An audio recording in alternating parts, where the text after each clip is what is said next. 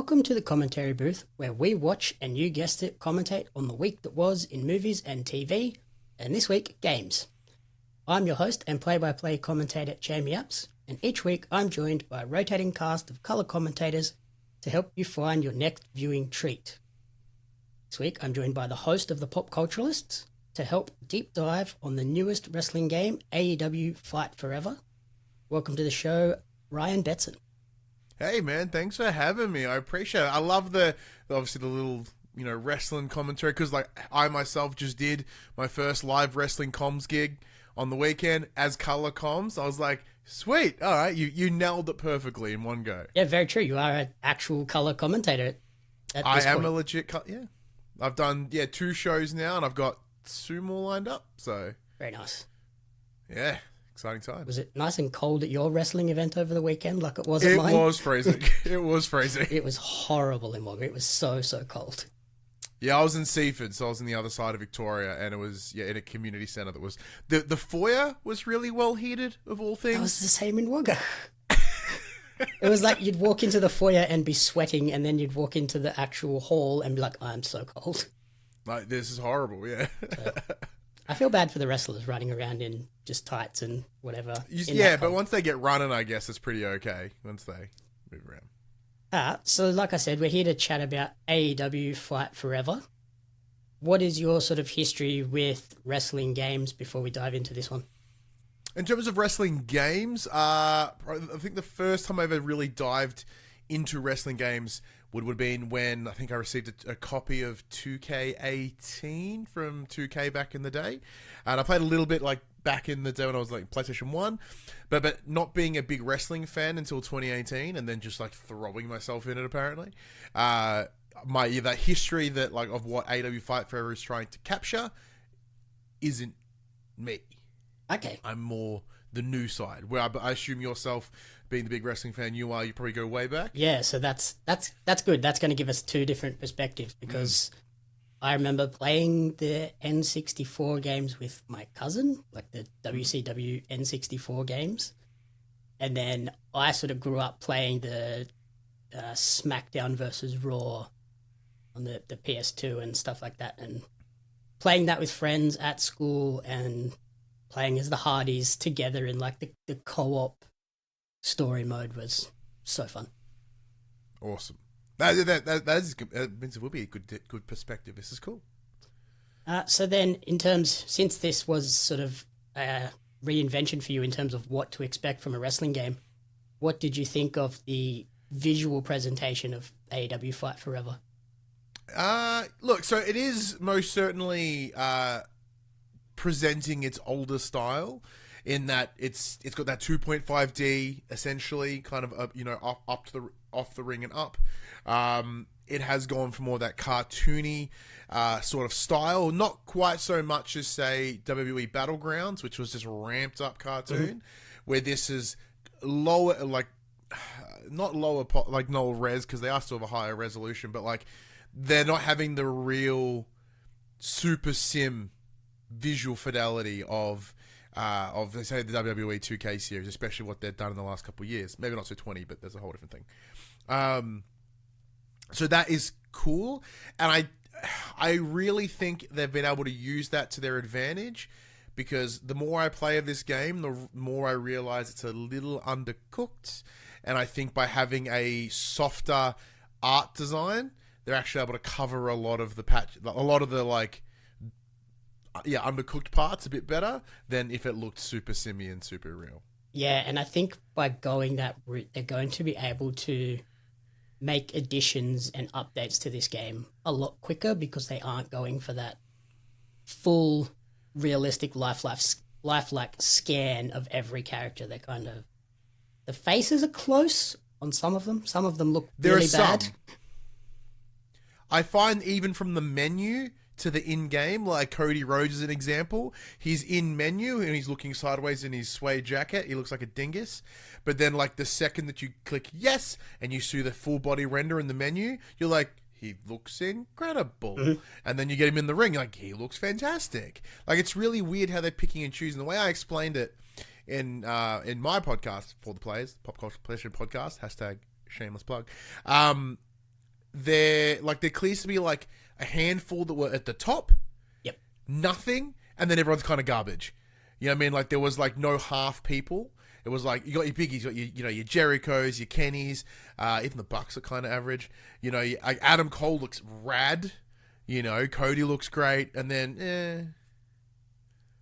and everyone else. Yeah, there's some dodgy ones. Even like the Abaddon like face skin and everything looks a bit strange. And I'm trying to think who else looked dodgy. Like Tay Mello looks weird. Anna Jay looks bad as well. Yeah, Sammy doesn't look that like Sammy Guevara doesn't look that good either. And like what they've really, I this is probably a discussion we'll come to a little bit later, but I really feel that this coincides with a really lackluster creation suite, which tells you like they've only had so much to work from. If they had a full blown creation suite, you're like, oh, okay, well, there's a lot.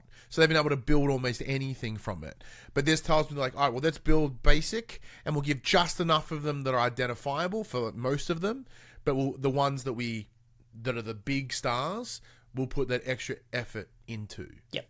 That's what I'm saying. Now, don't get me wrong. Like, it looks fine. Like, it doesn't look horrendous. Like, compared to some other games that, have come out in the wild. But, like... It's no Golem.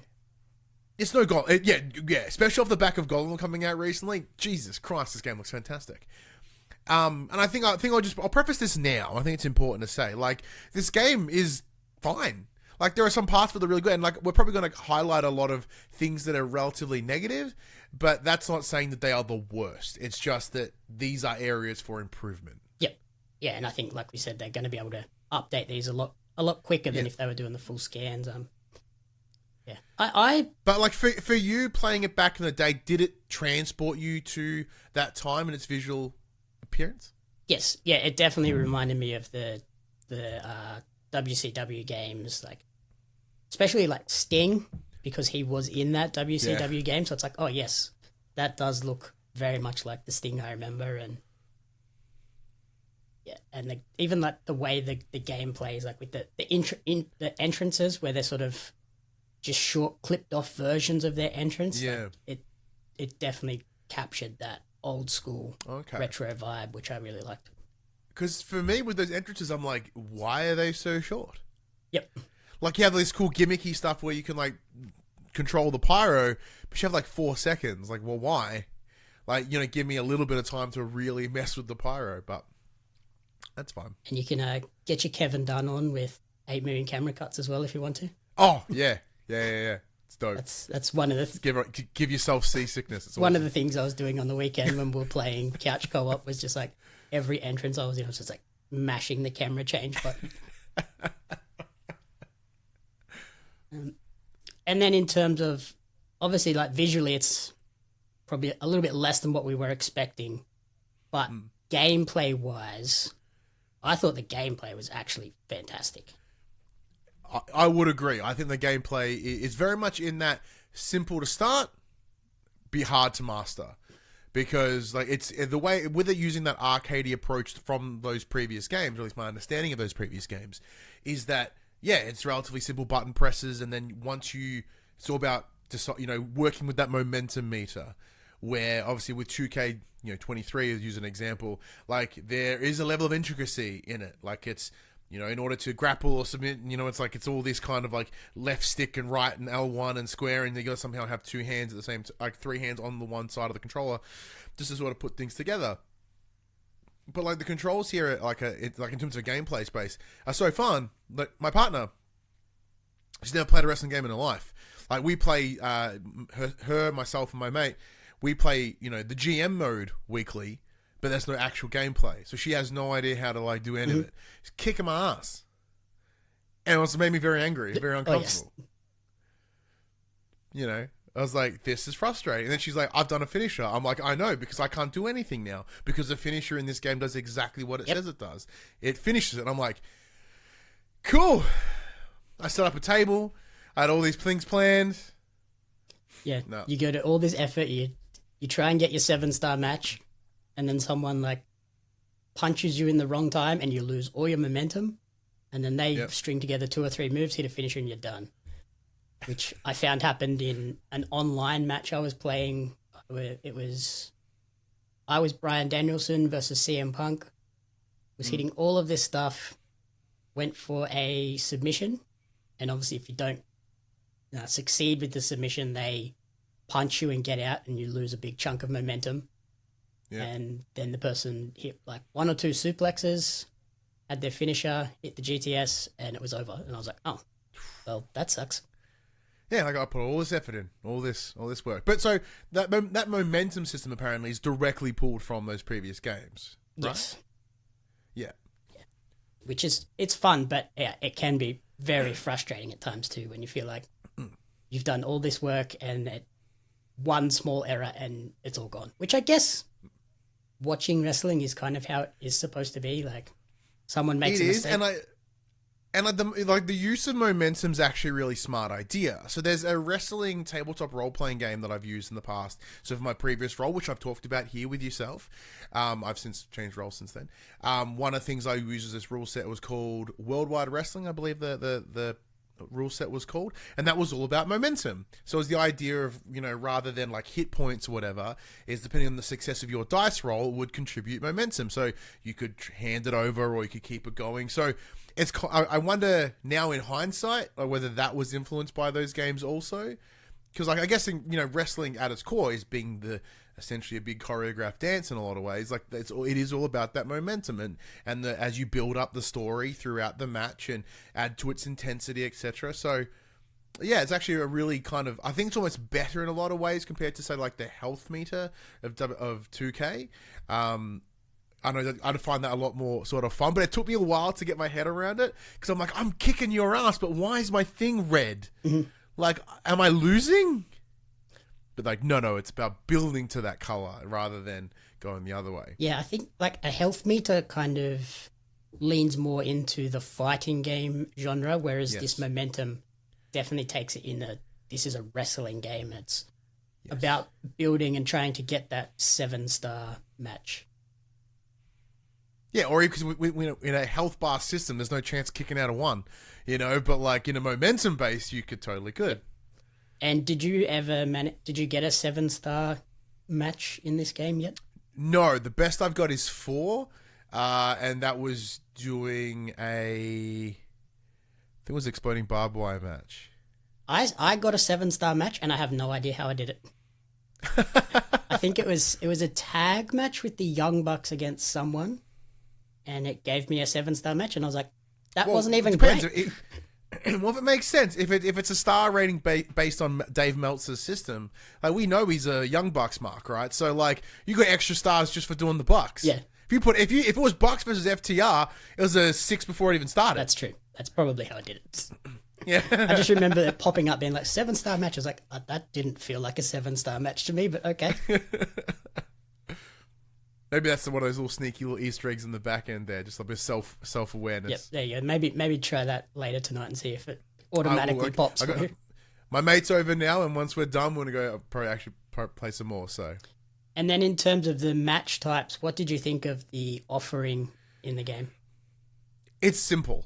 It is such a simple string in that. So you've got your one-on-ones, which is your standard, mixed with your lights out matches, which are essentially no disqualifications, anything goes. Their falls count anywhere.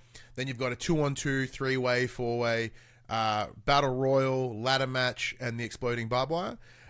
So for those that don't know, like I'm a huge fan of deathmatch as well. I actually work in a deathmatch company. So like the idea of like getting people like bloody and shit, absolute win. And like legitimately like getting Mox or throw him in a barbed wire table and he's like, it's so good. Not like the little like, a little bit of forehead blood from WWE. That like popped me. So it is missing a lot. Obviously it's missing trios matches, which is interesting. Mm-hmm. But once again, I think that's a discussion more about the roster being so small, as in why they're not having those greatest numbered matches. No steel cage. I'm surprised that there's no like dog collar match, mostly because the AEW have used dog collar matches a couple of times, and in the same way that like the exploding barbed wire is like a gimmick match that they've done, and the casino battle royal, etc., the lights out, like these are all within brand matches. So like surprised that's not there. I know the Stadium Stampede is coming, which is cool because that's a great spot. Blood and Guts makes sense why it's not here. It took years and years for WWE to be able to even to do a War Game style match. So I didn't expect that to be here either. It feels it's like lackluster and like it's missing a couple things, but like there's enough there to keep you going. Yep. Yeah, I think that the trios match was the one like glaring omission for me because that's kind of been a staple for AEW from the beginning. So I thought that would have been in there. Hopefully that's an update we get down the line. But I do have to give the game absolute credit for its comfortability of using intergender matches or no gender matches.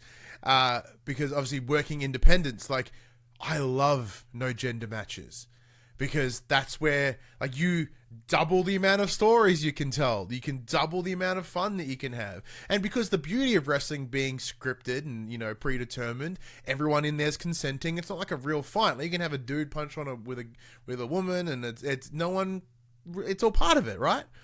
So like be able to get that here, huge win. Now just get it on my TV. Yeah, I think the only caveat they have with that is the men can't win the women's world title, but the women can win every other title, which is cool. Yeah, because I saw a video of like Riho just like dripping. Yep. You know, I've seen Riho and Britt both nice. All 7 belts, which is cool. Well, speaking of belts though, like there are some that are missing. Obviously the trios belts aren't here. The international belt isn't here. It's the old women's title, which is the not as good one. I like that one better. And then I like the new one because I know this one, like the old one, is similar to more of the Stardom sort of new, like Japan style of the smaller belt. But like that's just like when you've got the big AEW belt and then just kind of doesn't feel like feels like there's a disparity.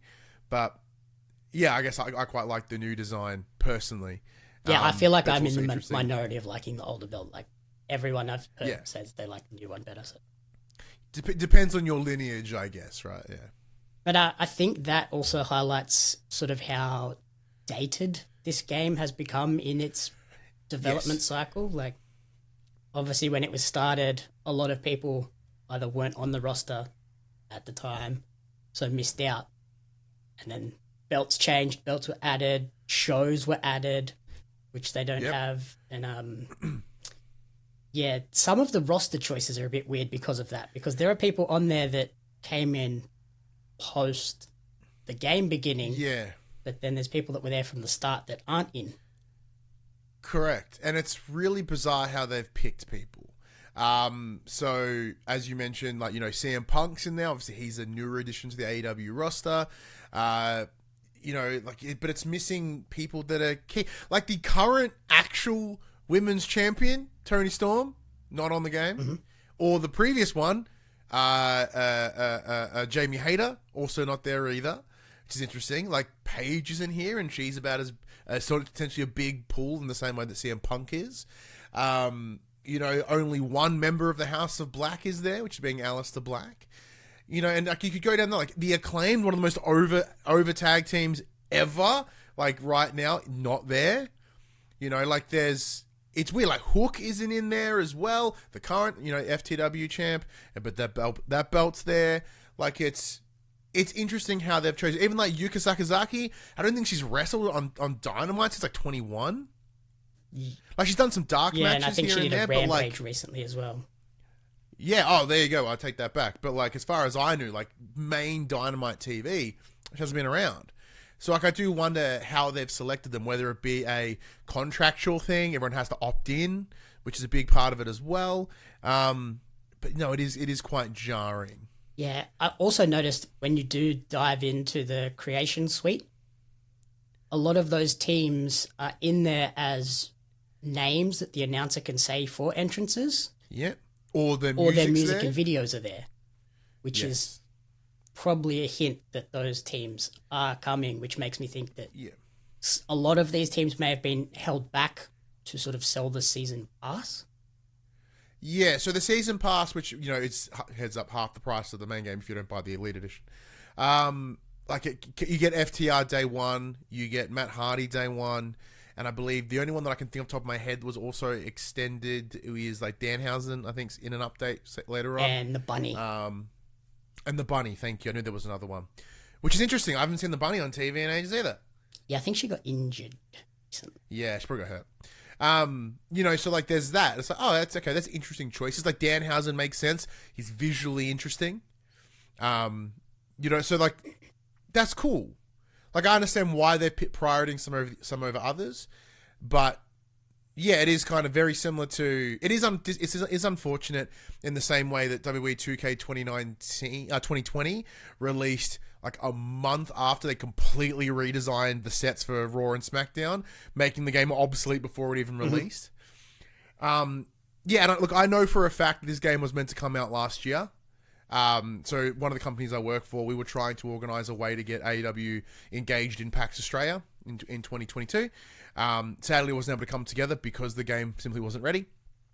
But yeah, so like there's that. Obviously, a lot of this key development time came during COVID. It is well known that like Yuke split off from WWE and 2K in, I think it was probably late 2018, I believe it was, if not early 2019. Apologies about that. Like my modem just like shit itself.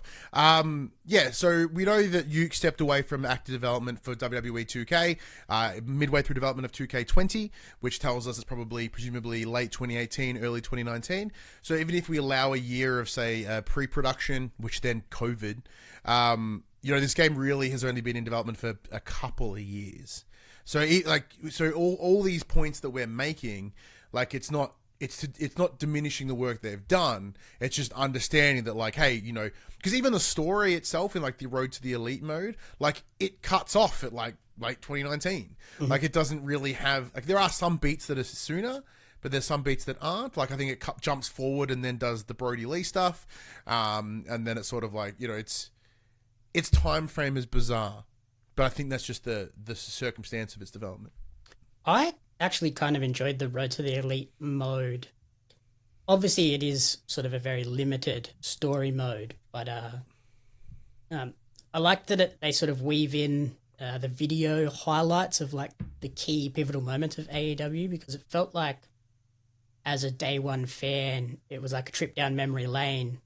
But then I think for new fans, it would also be like a great introduction and education on AEW. Yeah, I would certainly agree. Like, obviously, being someone that watched since day one of like Double or Nothing, I didn't watch like All In at the time. But so I remember seeing that announcement where they did the phone turn and they announced AEW. Like, I remember watching that because I was like my mate Buddy Watson. He was like, "You got to get in on these guys." I'm like, "All right, cool, fine, sure, whatever." I remember, yeah. So like for me, I was like, "Oh man, I remember all these. I remember the press conference. I remember this, remember that." And it was rad. I really, really enjoyed it. And yeah, like you said, it's a great way to usher people in. And sort of for those that may not know the AEW, so like maybe they've come in recently. Like I was just on a review conversation with Player 2, so Sean over there, and he only got into AEW since CM Punk returned. So for him, it was a nice way to go, oh, this is how this company started. And then this is what the foundation of that company is. Like, these are the key voices, these are the key wrestlers, this is why it was born. Which I think's awesome. Yeah, and it's crazy to see how much some of like the key names have changed and evolved in just the 4 years that they've Jericho been around. alone, he's had like 4 different gimmick changes since then, and yeah. And like even Britt Baker looks like a baby in that first press conference compared to the Britt Baker of today. What a 4 years. It's been a very long 4 years, like COVID and everything, Mm-hmm. But yeah, and the RPG elements within that as well. Sorry, we just touched upon the Road to Elite. The RPG elements within the campaign, I think, are really fun in terms of outside of just wrestling the show. It's like, well, why are you here? You got 4 turns. What do you want to do with your turns? Like, well, I want to eat to rebuild stamina. I want to go to a meet and greet to build morale. I want to go see the sights to do this. I'm going to go do that to do that. And it's really kind of fun because it does play that kind of like, oh, well, what's the best way that I can get my character heading into the Dynamite episode? And thankfully, they've shortened the time. So AEW does, their quarterly pay-per-views. So rather than having to do like 16 episodes of Dynamite, like, just do 4. They kind of make it a little bit monthly, which is nice. Yeah, I enjoyed that as well. The mini games in the game, what did you think of those when they were in both Road to the Elite and also as just a separate I mode? love them because they feel throwback. Like they feel like a complete different time in games. And that is just like in here. I'm like, yeah, this is amazing. The only one that like confuses me is the quiz one because like it is like nth degree hard. It's a hardcore It's like quiz. which one of these wrestlers born in December? I'm like, I don't know. Like I'm an AEW fan, but like this feels like something else. I'm like, ugh. Like I finally got one. I was like, yes, I got 10 points. Yeah, that there's some hardcore questions in that quiz.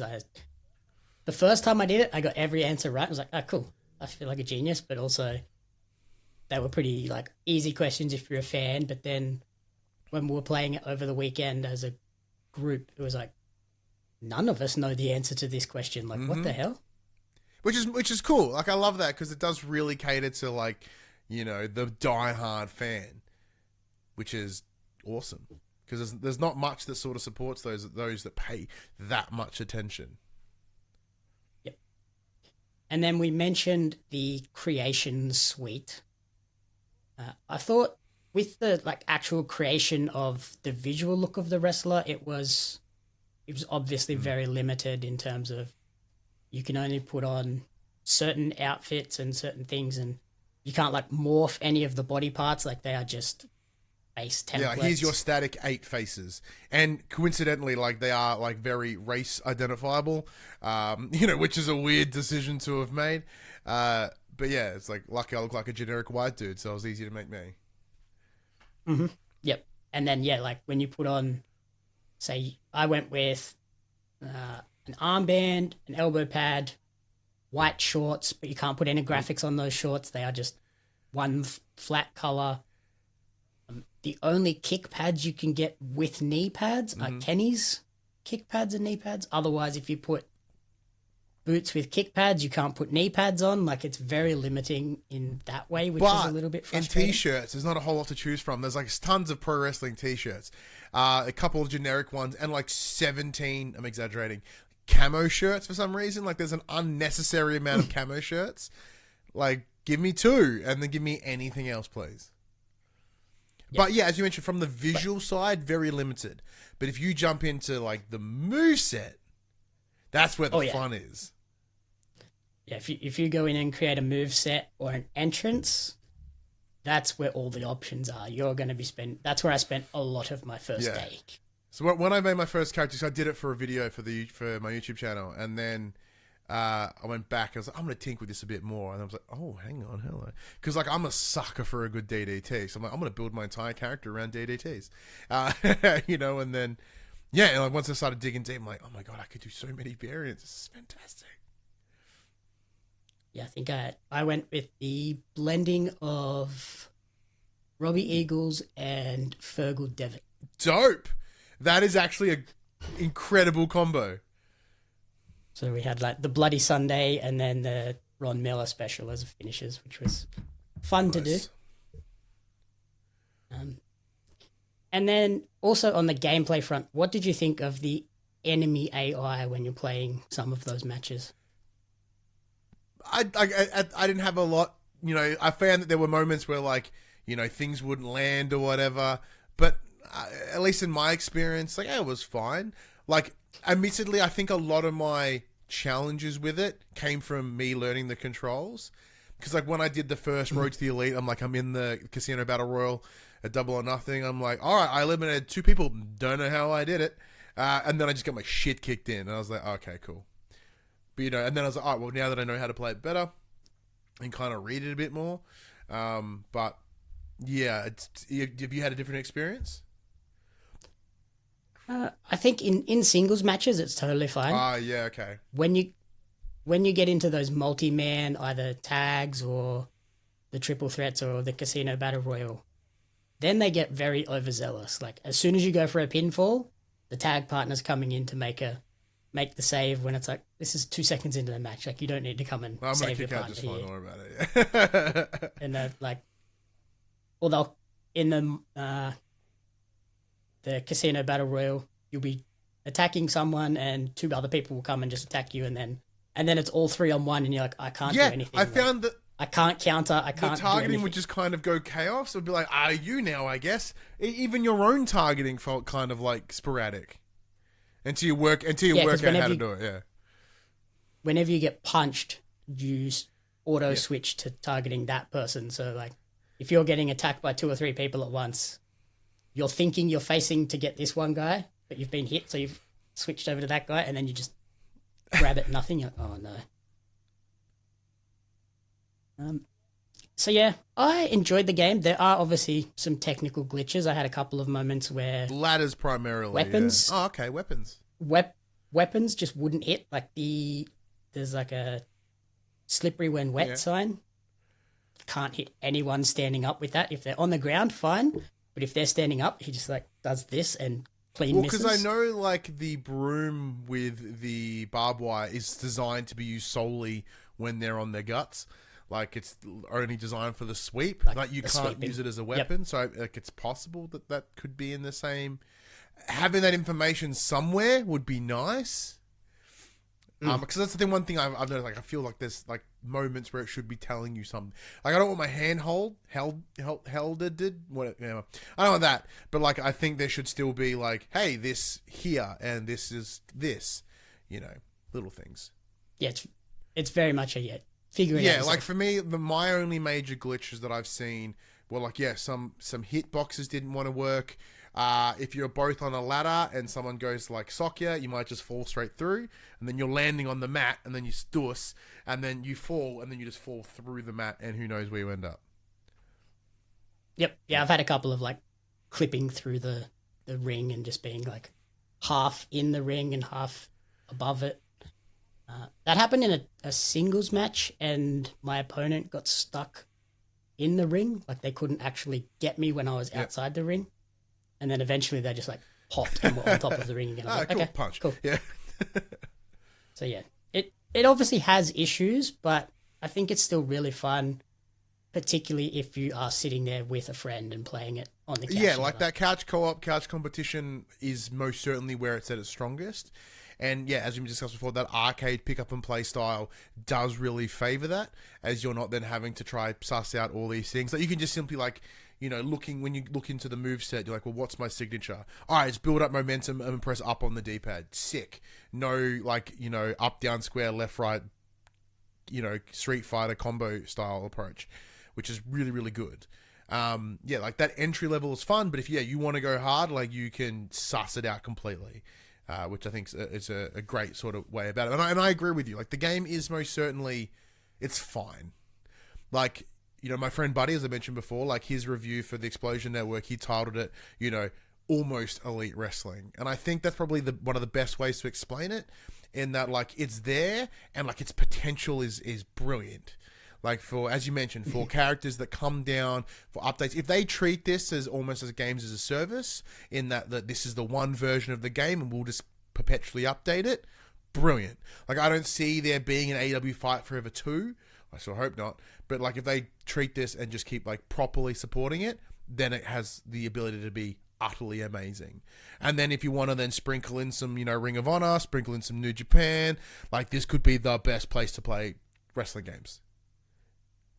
And that's something where I think is very likely based on the character selection menu, because you have the sections at the top which you can flick with the triggers, and it's all AEW, men, women, other. It's like, why would there be one that is just Correct. AEW? So, he owns ROH, yeah, so at least ROH, and then you could sprinkle in, like, maybe not this year, because obviously Forbidden Door just passed, which I know you talked about here on the show. So maybe next Forbidden Door, they're like, here's Osprey, here's whomever that they want to throw out. Like, I don't want to butcher a bunch of Japanese names, because New Japan's not really my wheelhouse. But like, that would be dope. Like, that would be fantastic.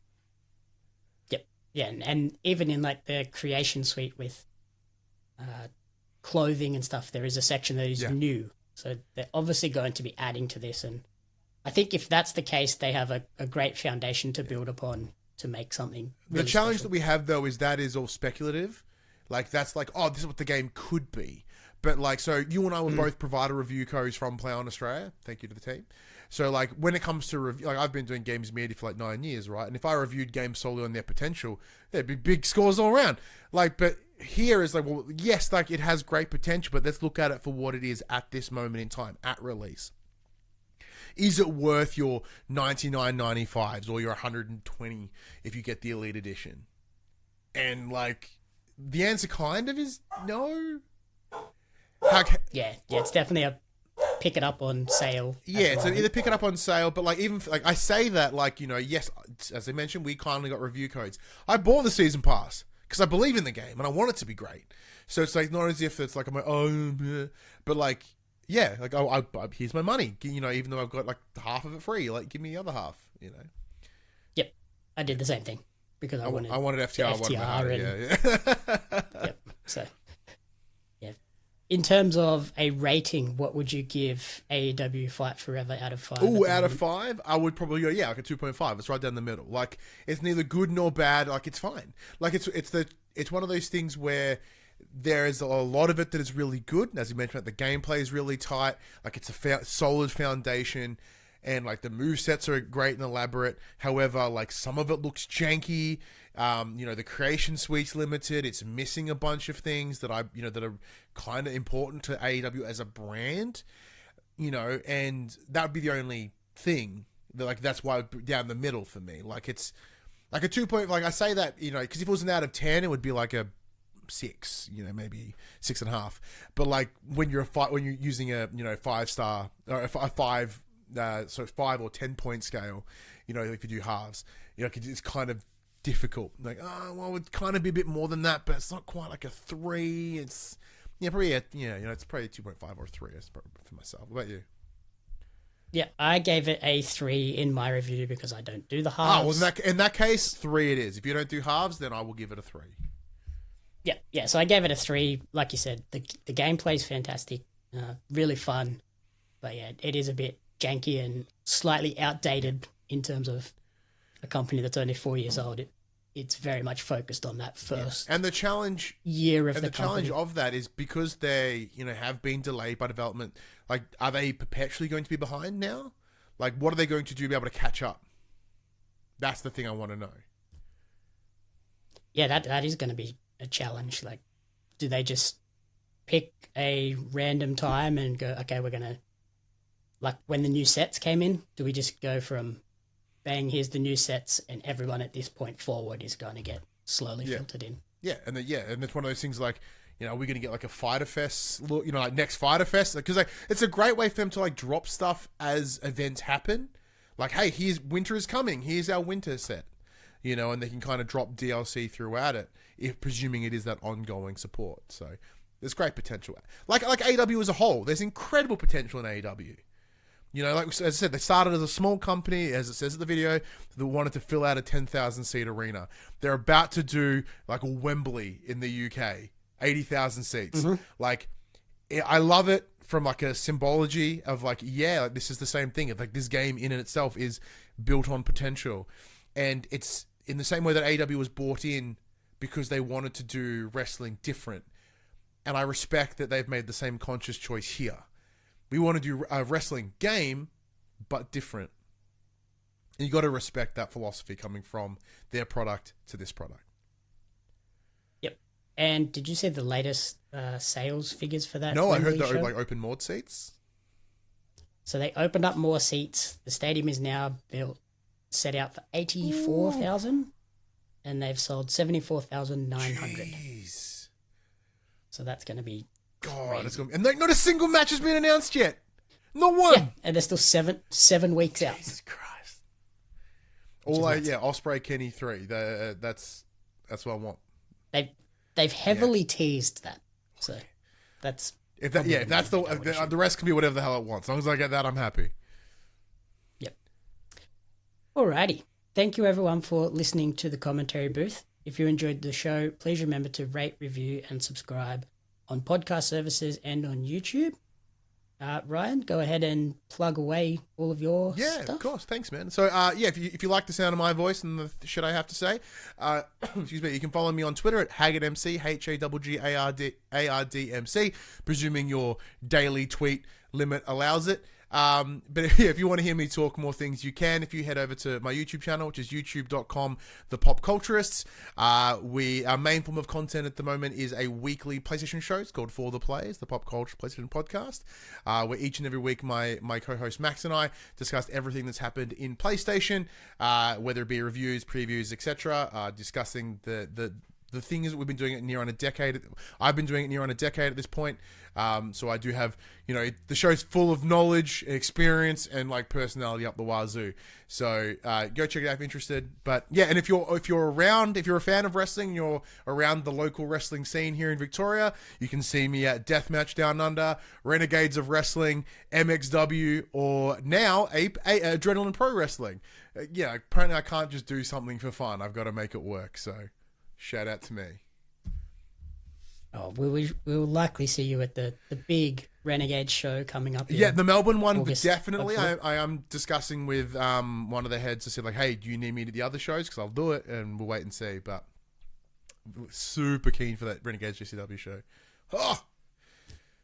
Fantastic. And yeah, you can follow me on social media at JamieUpsMedia and at Pario Magazine. Thanks for jumping on. Thanks for having me, man. The Commentary Booth is a fan-funded production of Jamie Ups Media. You can support the podcast alongside our magazine, Pario Magazine, on Patreon at patreon.com/JamieUpsMedia. The following people supported at the publisher level or higher, and you cannot fathom how incredibly appreciative we are for their support.